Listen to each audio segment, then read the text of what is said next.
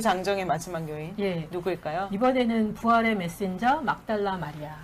예, 뭐 막달라 마리아 이야기 많이 들으셨을 텐데요. 오늘은 막달라 마리아. 막달라 마리아. 그렇게 많이 말하죠. 옛날 사람. 예, 제목으로 제가 이제 부활의 메신저다라고 이제 정했고요. 뭐 막달라 마리아는 요한복음 20장 1절에서 18절에 나오는데요. 먼저 요한복음 20장 1절에서 2절 말씀 한번 좀 읽어주시겠어요? 안식 후 첫날 일찍이 아직 어두울 때에 막달라 마리아가 무덤에 와서 돌이 무덤에서 옮겨진 것을 보고 시몬 베드로와 예수께서 사랑하시던 그 다른 제자에게 달려가서 말하되 사람들이 주님을 무덤에서 가져다가 어디 두었는지 우리가 알지 못하겠다 하니. 예, 저는 막달라 마리아 보면서 무슨 생각이 드냐면 정말 한결같다. 정말 한결같다. 예수님 이 여인이 원래 그 7 귀신 들려서 굉장히 힘들어했던 여인이잖아요. 그러다가 예수님을 통해서 치유함을 받고 그 이후로 예수님을 계속 쫓아다니면서 예수님을 물질적으로 돕고 그 다음에 예수님의 그 일행을 같이 계속 섬겼어요. 그런데 예수님이 그 마지막에 그 뭐죠? 그 로마 군인들이 잡으러 왔을 때 막 베드로는 부인하고 다 도망가고 난리가 났잖아요. 그리고 예수님이 십자가에 못 박혀 있을 때도 그 자리를 지킨 여성은 막달라 마리아였어요.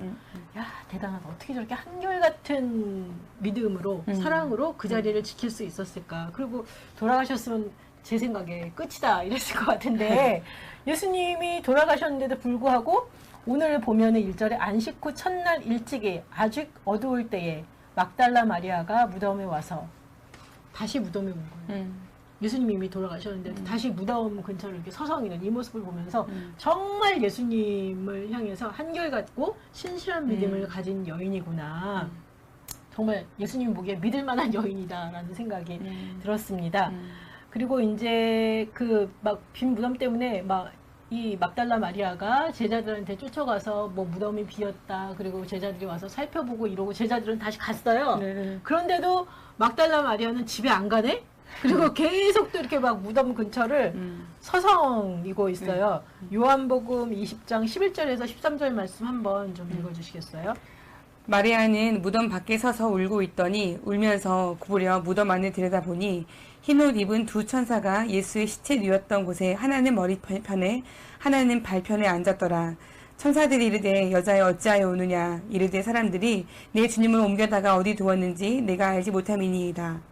이 말을 하고 뒤로 돌이켜 예수께서 서 계신 것을 보았으나 예수이신 줄은 알지 못하더라. 네, 여기 보면 그 11절에도 보면 마리아는 무덤 밖에 서서 울고 있더니 그 집에도 안 가. 예수님이 무덤에 안 계시다 그러면서 그 20장 그 앞에 보면은요, 제자들은 예수님이 무덤에 안 계신 걸 확인하고 그냥 집에 가요. 네. 근데 막달라 마리아는 계속 거기 있으면서 울다가 다시 무덤 안을 이렇게 들여다봐요. 그런데 거기에 흰 옷 입은 두 천사가 있었어요. 근데 저는 좀 약간 궁금한 게 그 천사가 얘기를 하잖아요, 마리아한테. 근데 마리아는, 막달라 마리아는 이 천사인 줄 알았었을까? 알았었을까요? 비어있다가 갑자기 생겨난 존재잖아요. 네. 그래서 뭐 영적인 존재인가 보다라고 알지 않았을까요? 비어있는 무덤에 갑자기 생겨난. 저는 그냥 사람인 줄 안 거 아니었나라는 생각이 들었어요. 천사인 줄 알았을까? 막 이런 생각이 들었어요. 뭐 그게 그렇게 중요한 건지 모르겠는데. 그래서 여기서 보면 막달라 마리아가 그 막 천사들이 물어보니까 천사들이 이르되 여자여 어찌하여 우느냐. 이르되 사람들이 내 주님을 옮겨다가 어디에 두었는지 내가 알지 못함이니이다. 그 다음에 14절에 보면 이 말을 하고 뒤로 돌이켜 예수께서 서 계신 것을 보았으나 예수인지를 알지 못하더라. 이러고 있잖아요. 네. 그러니까 제가 보기에 천사도 못 알아보고 예수님도 못 알아보고 있어. 왜 아직 알아볼 수가 없었을까? 영적으로 그렇게 눈이 떠져 있는 건 아닌 것 같다는 생각은 들고 두 가지 가능성이 다 있을 것 같긴 한데 지금 말씀하신 대로의 가능성으로 또 생각해 볼 수 있는 거는 아직 이렇게 민감하지는 않았던 거. 그러니까 민감하지 않았다고 우리는 표현하지만 그게 상식적인 거잖아요. 뭐 너무 어떻게 슬퍼서 슬퍼서 그냥 정신이 지금 없는 정신이 거죠. 없어서 누가 그냥 얘기하나 보다 막 이렇게 생각하지 않았을까? 아니 그냥 뭐 어떻게 뭐 영적인 존재가 갑자기 뭐 죽었던 예수님이 살아났다는 등 뭐 천사가 나타났다는 둥 이거는 사실 상식적이지 않잖아요. 그러니까 그거는 아주 초자연적인 상황에 놓여 있는 거라 그걸 먼저 생각하기는 어렵다는 생각은 당연히 드는 거예요. 그러니까 그건 뭐 슬퍼서라고 보다는 그냥 일반적인 사람도. 근데 여기 제가 이제 조금 더 보면 15절에 예수께서 이르시되 여자여 어찌하여 울며 누구를 찾느냐 하시니 마리아는 그가 동산지기인 줄 알고 이르되 주여 당신이 옮겼거든 어디 두었는지 내게 이르소서 그리하면 내가 가져가리이다.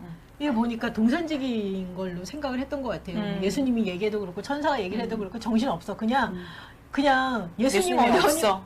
예수님만 있어. 네. 예수님 어디 갔어? 네. 당신이 데려갔으면 빨리 데려와. 이 생각밖에 안 나지. 뭐 천사가 있건 예수님이 있건 안 보여. 상대가 안 보여. 누구든 상관없이 예수님만 찾는. 예수님만 그러니까 찾는. 이 사람이 찾는 예수는 시체인 예수인 거지. 그쵸. 네, 다른 예수님 예수를 시신. 찾는 게 아니라 예수님 시신 어디 있냐고. 시신만 찾는 거죠. 예수님은 이미 죽었다라고 생각을 하기 때문에 네. 그리고 뭐 천사 뭐 영적인 논리 이거는 잘 모르겠어요. 근데 막 여기 보면은 15절에 동산지기인 줄 알고 그러니까 누가 다른 사람이 왔나 보다 그러면서 빨리 예수님 찾아내라. 네. 막 그 얘기만 하는 것 같아요. 근데 지금 로시 얘기 들으면서 마리아는 예수님의 시체를 찾고 있었구나. 네. 그러니까 안 보이잖아요. 네. 이렇게 앞만 여기 뭐 떨어져 있어도 생각이 다른 데가 있으면 그쵸. 안 보이잖아요. 네네. 그것처럼 우리가 생각하는 그림이 있으면 네. 너무 그게 명확하면 그쵸. 그거 외에는 안 보이는 안 거예요. 보이죠. 맞아요. 그래서 너무 이상한 것 같아요. 나는 분명히 보고 했다라고 생각을 하는데 안 보여. 안 보여. 제가 보기에는 막달라 마리아는 예수님이 시체가 사라지니까 너무 두렵고 그쵸. 무섭고 네. 네. 속상하고 그러니까 오직 거기에 모든 신경이 다 가 있으니까 예수님이 그쵸. 뭐 얘기를 해도 이게 15절에 보면 예수님이 말씀하신 예수께서 이르시되 여자여 어찌하여 울며 누구를 찾느냐 예수님이 얘기하셨어요. 못 알아들어. 그 예수님이라고 전혀 생각을 못 하는 거잖아요. 네네네. 그죠? 예. 그래서 16절에 보면 다시 예수님께서 이렇게 말합니다. 예수께서 마리아야 하시거늘 마리아가 돌이켜 히브리 말로 라보니 하니 이는 선생님이라는 말이라. 네. 못 알아들었어요. 예수님이 여자의 어찌하여 울며 누구를 찾냐 못 알아듣고 그냥 이거 동산직인가 보다 하고 자기가 혼자 생각을 하고 있었는데 어느 순간 예수께서 마리아야 딱 그렇게 불렀는데 그때는 알아들었어요. 네. 왜 알아들었을까요? 자신을 자주 부르시던 그 음성이니까 알았지 않았을까요? 그렇죠. 네네. 익숙한 목소리? 이게 저는 네. 우리가 하나님의 음성을 들었을 때 이거 하나님의 음성이구나. 이게 딱 캐치가 되는 거랑 거의 같은 게 아닌가. 그냥 처음에는 예수님이 말씀하셔도 여자여 어찌하여 너 누구를 찾냐 못 알아들어. 근데 두 번째 아마 마리아한테 이렇게 아주 익숙한 목소리였겠죠. 네네. 그리고 아마 평소에 예수께서 이렇게 불렀겠죠. 뭐 마리아야 하여튼 그 어떤 부르는 뭔가가 있었겠죠. 근데 딱 보더니 라보니인가. 그러니까 처음에는 여자여 이렇게 부르잖아요. 그러니까 예수님 그러니까 이렇게 쳤을까요? 이름이 아니잖아요. 네. 그러니까 그러니까 나의 이름을 불러주었을 때.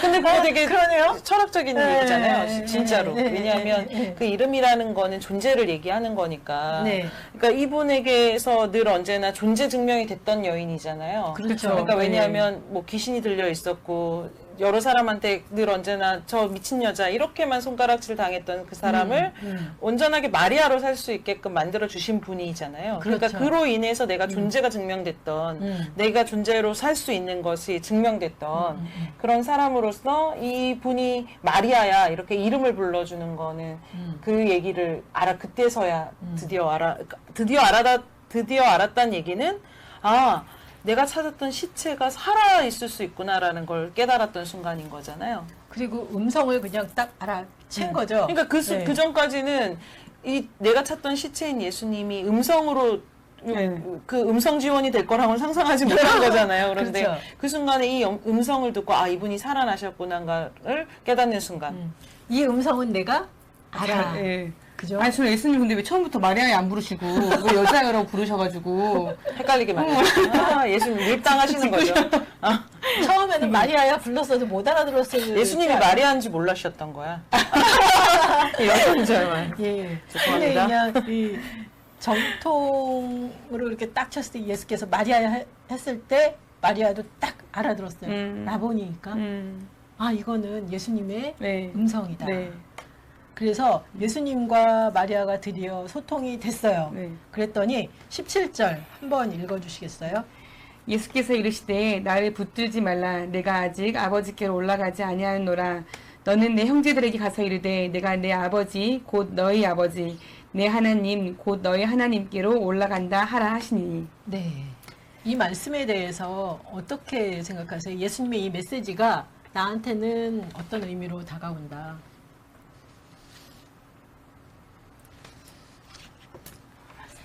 예, 뭐 없어요. 어떠세요? 방송에 막아뜨면 안 되고요. 말씀을 해주시죠. 네, 아니 저는 이걸 보면서 이 말씀도 굉장히 오랫동안 많이 봤었는데 별로 이렇게 와닿지 않은 적이 많이 있어요. 네.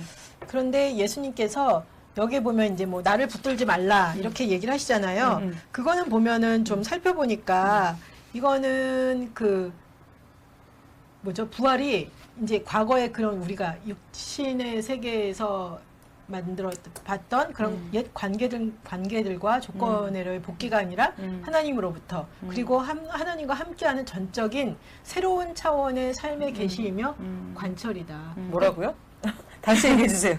새로운 세계, 새로운 차원의 삶의 계시이며 계시라는 거죠. 그래서 붙들지 말라라고 이제 얘기를 했다는 거죠. 그래서 새롭게 시작되는 거. 근데 이제 저는 그것보다 그 뒤에 말씀, 너는 내 형제들에게 가서 이르되 내가 내 아버지 곧 너희 아버지 내 하나님 곧 너희 하나님에게로 올라간다 하라 이렇게 말씀하시잖아요. 근데 저는 이게 굉장히 이번에 크게 깨달음이 왔어요. 예전까지는 예수님의 아버지는 그냥 예수님의 아버지고 나는 그냥 예수님이 믿는 그 하나님의 네.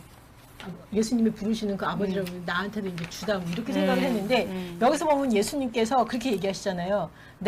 내가 내 아버지, 내 아버지인데 곧 누구의 아버지? 너희 아버지. 내 하나님 곧 너희 하나님께로 올라간다. 이러면서 저는 이 메시지를 들은 막달라 마리아의 그 시야와 의식이 확 확장이 되면서 그냥 예전에는 그냥 나로 멈췄었는데 그게 예수님한테까지 이게 완전히 예수님의 하나님이 나의 하나님이구나. 그러면서 그 좁아졌던 그 시야라든지 마음이 확 열리면서 예수님께로 확 열리면서 이게 다 깨달아졌을 것 같아요. 예수님의 하나님이 그냥 예수님의 하나님뿐만 아니라 그 하나님이 누구의 하나님이다? 나의 하나님이구나. 그러면 예수님이 그 하셨던 그 모든 일들이 이해가 갔겠죠. 그리고 이것들이 나도 동일하게 내 삶 가운데서 펼쳐질 수 있구나라는 생각이 들었을 것 같아요. 이렇게 말씀하시는 것 속에 아까 전에 말씀하셨던 걸 다시 한번 얘기해 보면 부활은 친숙한 옛 관계들과 조건들에로의 복귀가 아니라 그러니까 내가 죽었을 때 내가 뭐 요셉의 아들로 죽었어. 그래서 다시 요셉의 아들로 다시 부활했어. 이 얘기가 아니라 하나님으로부터 그리고 하나님과 함께하는 전적으로 새로운 차원의 삶의 계시며 관찰이다. 그러니까 이 얘기가 지금 마리아한테 딱 적용이 되는 것 같아요. 그렇죠. 그러니까 예수님이 완전 새로운 관계로 어떤 계시가 삶의 계시가 되고 그걸 관찰시키는 것 속에 이제 이 사람들한테도 이제 다 영향을 미치고 그 말씀하신 대로 예수님의 아버지가 내 아버지가 되는 순간이 지금 이게 그렇게 얘기하면서 보니까 아까 전에 말씀하셨던 게 이해가 되네요. 이게 삶의 지평이라든지 그 이해의 지평이 이게 확 넓어지는 거잖아요. 근데 저는 많은 사람들이 예수님이 이렇게 내 아버지가 너희 아버지, 내 하나님이 너희 하나님 이렇게 인식을 하고 있나 아니면 예수님의 하나님, 예수님의 아버지 나는 그냥 그분은 대단하신 분이고 나는 나고 이렇게 가고 있는 것들이 여전히 많지 않나. 예수님께서는 우리에게 그렇게 말씀하셨어요. 내가 내 아버지, 근데 내 아버지가 단순히 그냥 내 아버지일 뿐만 아니라 너희의 아버지다. 내 하나님이 너희의 하나님이다. 이거는 정말 그 의식의 지평이 확 넓혀지는 얘기거든요. 그런데 여전히 우리는 예수님과 나와 하나님을 이렇게 분리시키고 있을 때가 많지 않나. 머리로는 내 안에 예수님이 계시고 내 안에 하나님이 계시고 그러는데 솔직히 정말 그렇게 의식의 확장이 확 되어 있는 분이 정말 많은가라는 생각을 한번 해보게 돼요. 네네. 그 보면은 제자들도 그래서 이게 보면은 제자들이 예수님과 3년간 있었지만 그냥 기적도 행하고 예수님 잘 따라다니다가 못하다 하다 못하다 이러다가 이게 이제 본격적으로 그 예수님처럼 이렇게 사역을 하고 네. 일하기 시작한 거는 예수님이 부활 부활하신, 이후에. 네. 근데 이 메시지가 저는 거기에 있다라고 생각이 들어요. 나의 아버지, 너의 아버지. 나의 하나님이 너의 하나님. 이게 그냥 머리로 깨달아진 게 아니라 근데 궁금한 게 있는데 저도 조금 정리가 안 되면서 하는 질문이에요. 지금 당신은 다 하나님을 믿는 상황이잖아요. 다 유대인인 거잖아요. 네. 그렇기 때문에 누구나 다 하나님을 알아요. 네. 그런데 지금 예수님이 내가 지금 다시 부활했을 때 내가 믿는 이 하나님이 너희의 하나님이다 라는 걸 얘기하셨던 건가? 아니면 내 하나님인데 너희들도 알고 있는 그 하나님, 이분이 사실은 진짜 부활의 하나님, 부활을 역사하시는 하나님이다. 뭐 이런 걸 얘기하는 건가? 저는 예수님이 믿는 그 하나님에 대한 이해가 제자들한테 그대로 갔다라고 봐요. 그러니까 너희가 지금 알고 있었던 그 하나님이 아니라 내가 알고 있는 그 하나님이 너희의 하나님이다. 이 얘기를 하시는 거라고요. 그렇죠. 그리고 이제 폭이 훨씬 넓어진 거죠. 아니 지금도 다 하나님을 믿는다고 해요. 사람들이 다. 근데 결국 보면 그 우리가 믿는 하나님. 근데 이제 이 본문상의 문장으로는 네. 이게 오해 여지가 있는 건 내 아버지가 내 아버지인 이 아버지가 너희 아버지다 네. 라고 얘기한다는 게 아니라 내 아버지 곧 너희 아버지인 거예요. 너희도 원래 아버지가 있었어. 근데 그 아버지가 내 아버지인 거야. 이렇게 갈 수도 있는. 저는 그렇게는 안 봤어요. 그 문장이 그렇게 볼 수도 있는데 아닐 수도 있는 지점도 있지 않나 이런 생각이 드는 거예요. 그거는 뭐 조금 더 보시고 해서 저는 그러니까 사람들이 보면 다 하나님을 믿는다고는 해요. 근데 다 누구 방식으로 믿습니까? 우리가 다 똑같은 방식으로 믿지 않잖아요. 그냥 다 자기 하나님이 있잖아요. 우리가 그 자기의 그 한계에 갇혀 있잖아요. 근데 우리가 각자가 자기 한계 안에서 하나님을 믿는다라는 거를 인정을 하기도 하고 인정을 안 하기도 하고 잘 깨닫지를 못하기도 하고 그러는 것 같아요. 근데 그 하나님에 대한 이해가 얼마나 넓어지냐에 따라서 우리의 삶이 굉장히 풍성해지고 하나님에 대한 그 하나님의 사랑도 더 이렇게 확 받아들일 수 있는 것 같아요. 이 순간에 막달라 마리아에게서는 어쨌든 뭐 이 하나님에 대한 지평은 확실히 다른 거죠. 확 열리는 거죠. 이전과 예수님의 부활하신 예수님이 다시 마리아야 이렇게 불렀던 그 순간은 비포 애프터로 딱 나눌 수 있는 거예요. 그렇죠. 그러면서 마리아 열었을 때 예수님이 살아계시구나. 그리고 예수님께서 내 아버지라고 말씀하시는데 그게 꼭 또 너희 아버지고 내 하나님이 너희 하나님. 그래서 이거는 진짜 이 새로운 세상이 열리는 거죠. 새로운 세상이. 예. 저는 그래서 예수님께서 이 메시지를, 이 놀라운 메시지를 막달라 마리아에게 주면서 이거를 제자들한테 가서 전해라 하는 그 사명을 주셨어요. 왜 예수님께서 이 부활의 메신저로 마리아를 사용하셨을까? 그 생각 혹시 좀 해보셨어요?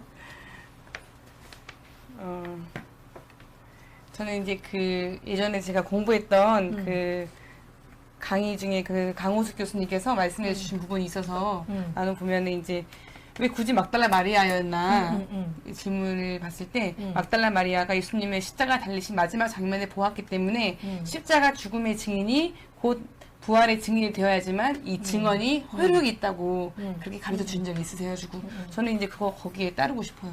마지막 죽음의 그 순간도 보았던 증인이 첫 부활의 이 모습도 함께 연결되면서 보면서 예수님의 그 부활 소식이 정말 실제로 있었던 일이다라고 그렇게 이제 마리아를 이제 세워주신 거죠. 그렇게. 저는 되게 단순하게 보고 싶어요. 왜 그랬냐? 마리아가 거기 있었기 때문이에요. 마리아가 제일 먼저 거기 가가지고 예수님 시체 찾겠다고 그러고 있는 여인. 만약에 그 순간에 마리아가 아니라 베드로가 왔다. 마리아가 아니라 무슨 뭐 다른 사람이 왔다. 그럼 그 사람한테 이 얘기를 하셨을 거라고 생각하거든요. 그러면 예수님이 사람을 골라가지고 이 사람한테 증언하라라고 부탁한 게 아니라 그 순간에 그 자리에 있는 사람이면 누구에게든 이 자기 신의 어떤 부활을 증언하라 얘기하셨을 거라고 생각해요. 근데 그 순간에 마리아가 있었고, 저는 그래서 이 마리아가 아까 전에 한결같다라고 표현하셨잖아요. 근데 저는 이 결이 같다라는 말이 결이 하나라는 거잖아요. 근데 저는 이 결이라는 말을 되게 좋아하는데 이게 사람이 결이 같은 사람이 되게 그 사람한테는 힘이 있어요. 그 사람한테 뭔가 이렇게 아무튼 진짜 뭔가 있는 게 있는 것 같아요. 그래서 그런 사람이 이 사람이 있지 않았나. 그래서 근데 그걸 이렇게 그 교수님 말씀하셨던 거랑 연결은 분명히 되는 것 같거든요. 그러니까 십자가를 받던 사람이고 그때도 그 결이었고 지금 부활의 이 순간에도 그 결이었기 때문에 예수님께서 이 여인에게 그 얘기를 하셨던 거고, 그러니까 예수님이 이 여인을 선택했다라기보다는 이 여인이 그 순간에 예수님과 함께 있었던 그 결. 저는 그렇게 생각해요.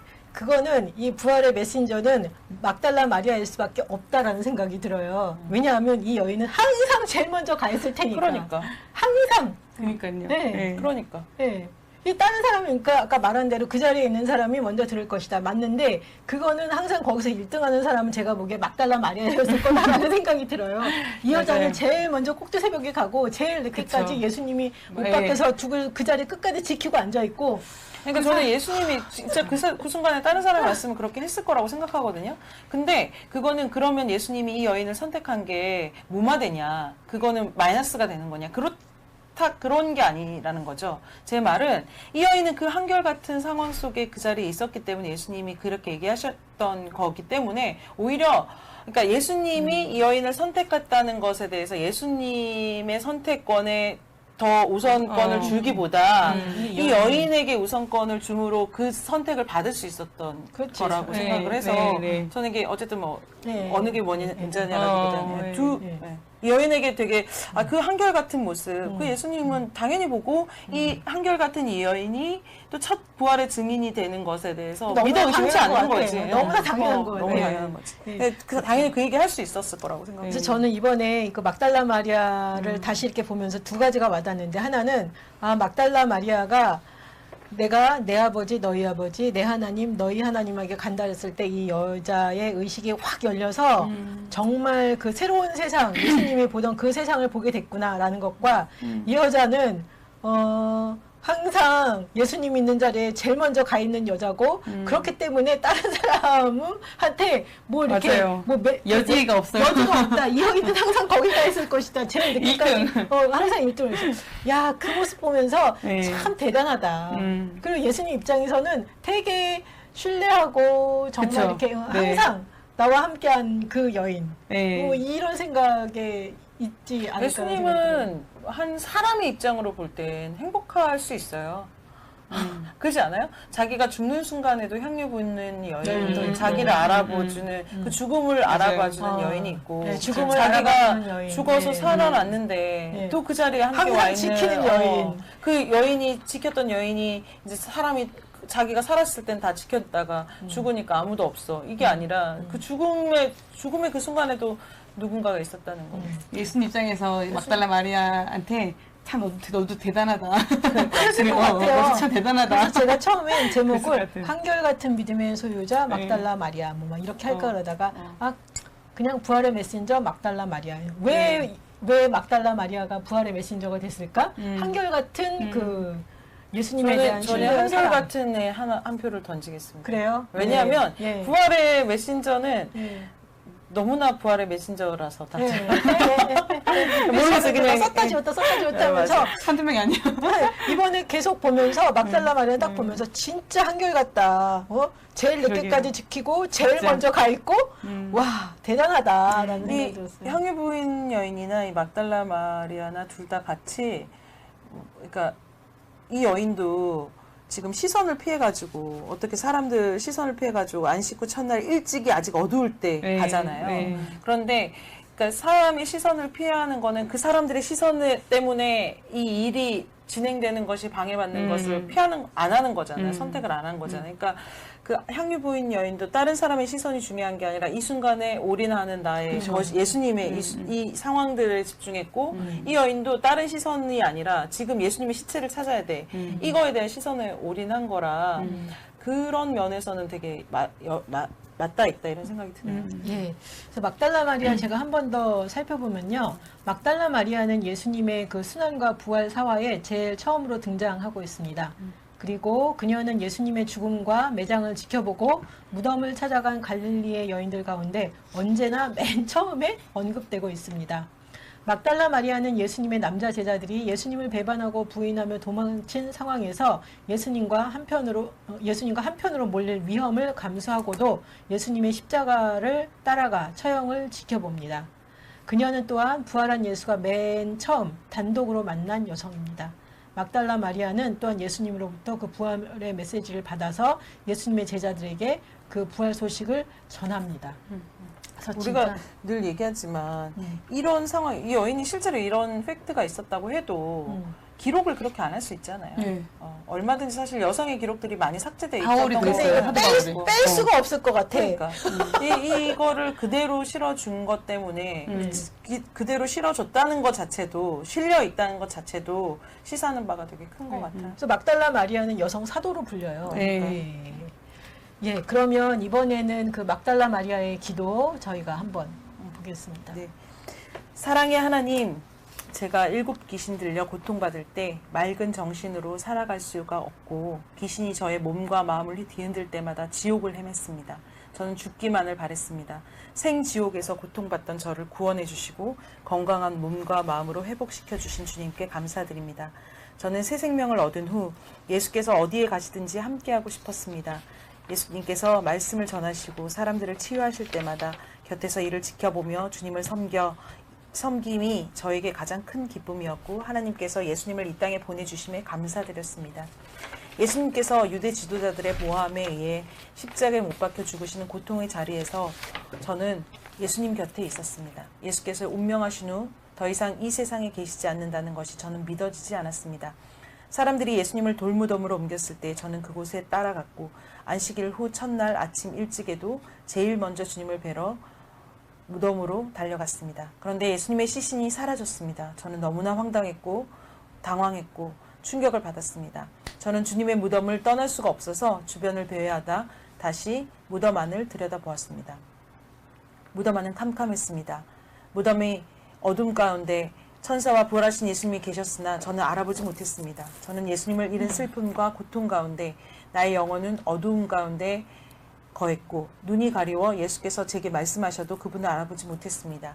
예수께서 이전에 저를 부르던 친숙한 목소리로 마리아야 하고 불렀을 때 저는 비로소 예수님을 알아봤습니다.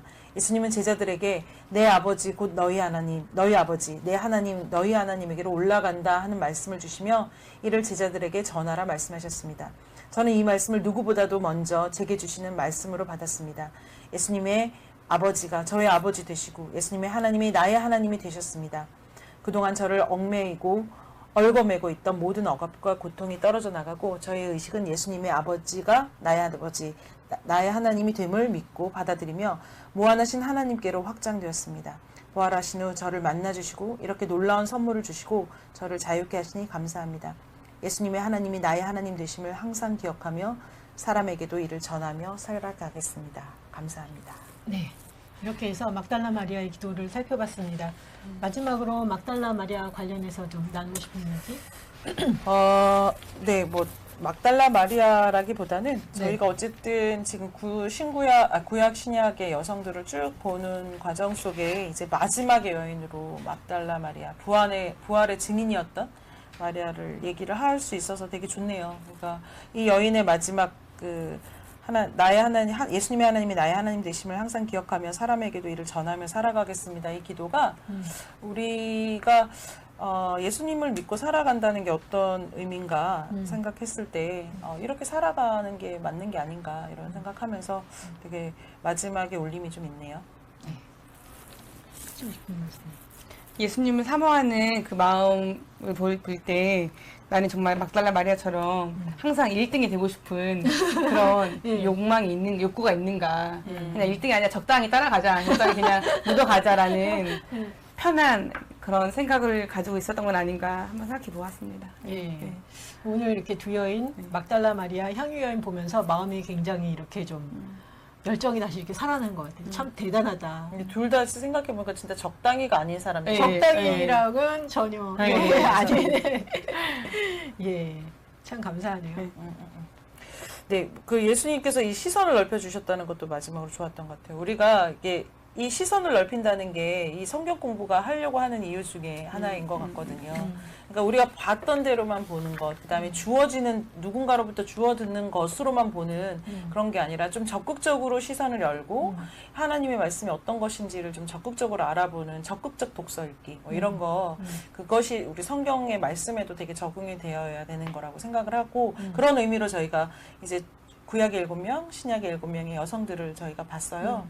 근데 이게 앞으로 책으로도 나올 예정이라는 거 한 번 더 말씀해 주시면 좋을 것 같아요. 예, 그래서 지금 원고 마지막 좀 정리 다 하고 있고요. 그래서 정말 이렇게 여성들에게, 남성들에게 또한 성서 속의 인물들에 대해서 어떤 새로운 시각들, 그리고 원래 있었지만 우리가 잘 깨닫지 못하고 발견하지 못한 것들을 좀 새롭게 발견하고 우리의 시야가 좀 더 넓혀지며 하나님을 사랑하는 그런 책이 됐으면 참 좋겠다라는 기도 제목이 있습니다. 이런 책이 나오면 꼭 이렇게 저도 지금 계획하고 있거든요. 이 내용을 가지고 소그룹화해서 여성들의 네. 모임을 하나 계획하려고 하는데 이렇게 그렇게 한번 만들어 보시면 진짜 풍성한 얘기가 많을 것 같아서 좀 기대가 됩니다. 네, 가람 씨도 마지막으로. 오늘 저희는 이게 방송이 마지막이어서 네. 이렇게 3명이 조합되는 거는 네. 마지막이거든요. 네. 그래서 마지막 방송이니까 네. 막방 네. 한 말씀 해주시죠. 저희 신대원 동기 목사님들과 좋은 시간, 의미 있는 시간 보내주셔서 감사했고, 또 성경에서 감추어진 여성들의 이야기를 저도 많이 전하면서 여성이 정말로 어떤 대리자나 어떤 사이드로 존재하는 것이 아니라 정말 하나님 앞에서 주체자가 될 수 있도록 그렇게 일하고 노력하도록 하겠습니다. 다음 주부터는 어떤 일이 진행되는지. 예. 지금 다음 주부터는 북토크를 다시 좀 시작해 보려고 하는데요. 영성이랑 마음 관련 책들을 좀 살펴보려고 합니다. 저랑 박미라 씨랑 같이 둘이서 책을 읽고 책에 대해서 이야기를 해보려고 하는데요. 매주 월요일 날 2시 반? 그때 좀 시작을 해보려고 합니다. 첫 번째 책으로 선정한 것은 삶이 내게 말을 걸어올 때라는 책으로요. 파머 파커라는 사람이 썼습니다. 그래서 이분은 교육자고 여러 가지로 영성가로 알려져 있는데 삶이 내게 말을 걸어올 때, 저는 제목이 되게 좋더라고요. 삶이 내게 말을 걸어올 때 어떻게 반응하고 우리는 또 어떻게 살아가야 될 것인가, 어떻게 그 삶에 대해서 이해를 해야 될 것인가 같이 살펴보겠습니다. 같이 관심 있으신 분들 같이 시청해 주시면 좋겠습니다. 네, 감사합니다. 책 미리 사서 보시면 도움 될 그렇죠. 것 같아요. 네, 네. 또 박미라 씨가 이렇게 상담을 전공하신 분으로 네. 알고 있어서 더 네. 풍성하게 얘기가 나눠질 수 있을 것 같습니다. 네, 그럼 저희는 오늘 이제 성수 속의 여성들과 함께하는 티타임 이것으로 모든 방송 마치겠습니다. 그동안 시청해 주셔서 감사합니다. 감사합니다.